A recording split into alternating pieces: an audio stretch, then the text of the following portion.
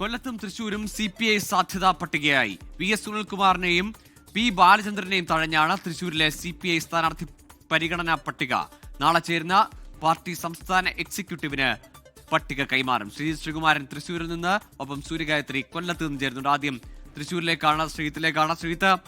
പ്രമുഖരായ പേരുകൾ, പരിചിതരായ ജനസമ്മതരായ ആളുകളുടെ പേരുകൾ വെട്ടിപ്പോകുന്നു. എന്തൊക്കെയാണ് ഈ ഒഴിവാക്കലിന് പിന്നിലുള്ള പരിഗണനാ വിഷയങ്ങൾ?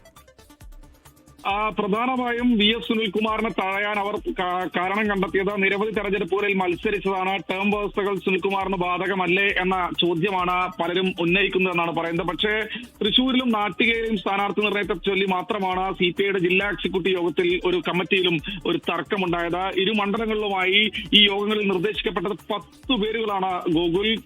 തൃശൂർ മണ്ഡലം കമ്മിറ്റി നിർദ്ദേശിച്ച VS സുനിൽകുമാറിനെ പൂർണ്ണമായി തഴയുകയാണ് എക്സിക്യൂട്ടീവും കൗൺസിലും ചെയ്തത്. ചില ആവശ്യങ്ങൾ ഉയർന്നു സുനിൽകുമാറിനെ മത്സരിപ്പിക്കണമെന്ന്. സുനിൽകുമാർ 3 തവണ നിയമസഭയിലേക്ക് മത്സരിച്ച ചൂണ്ടിക്കാണിച്ചായിരുന്നു ഈ എതിർപ്പ് ഉയർന്നത്. തൃശൂരിലേക്ക് 3 പേരെ അധികമായി നിർദ്ദേശിച്ചിട്ടുണ്ട്. ഇതിൽ ഏറ്റവും എടുത്തു പറയേണ്ടത് സിറ്റിംഗ് MLA ആയ P ബാലചന്ദ്രനെ ജില്ലാ എക്സിക്യൂട്ടീവിലും കൗൺസിലിലും പൂർണ്ണമായി തഴഞ്ഞു വന്നതാണ്.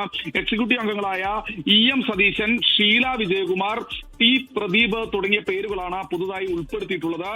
നാട്ടികയിൽ നിന്ന് CC മുകുന്ദനെതിരെ വലിയ വിമർശനം കൗൺസിലിലും ഉയർന്നു. മുകുന്ദനെതിരെ നാട്ടികയിൽ നിന്ന് ജില്ലാ കൗൺസിലിൽ നിർദ്ദേശമായി മുകുന്ദനെ ഒപ്പം തന്നെ 4 പേരുകൾ കൂടി കൊടുത്തു എന്നാണ് ഏറ്റവും ഒടുവിൽ അറിയാനുള്ളത്. സംഘടനാ രീതി മറികടന്നാണ് രാജനെ മത്സരിപ്പിക്കണമെന്ന ആവശ്യമാണ് ജില്ലാ എക്സിക്യൂട്ടീവിൽ ഉയർന്നത്. 2 തവണ മത്സരിച്ച് വിജയിച്ചവരുടെ പേരുകൾ മണ്ഡലം ജില്ലാ കമ്മിറ്റികൾ വീണ്ടും നിർദ്ദേശിക്കരുതെന്നായിരുന്നു സ്റ്റേറ്റ് സെന്ററിന്റെ നിർദ്ദേശം. പക്ഷേ ലോകത്തെവിടെയായാലും ഏത് സമയത്തും 24 വാർത്തകളും ഓഗ്മെന്റഡ് റിയാലിറ്റി പാക്കേജുകളും എക്സ്പ്ലെയിനറുകളും വിശദമായി കാണാൻ ഞങ്ങളുടെ YouTube ചാനൽ നിങ്ങൾക്ക് സബ്സ്ക്രൈബ് ചെയ്യാം.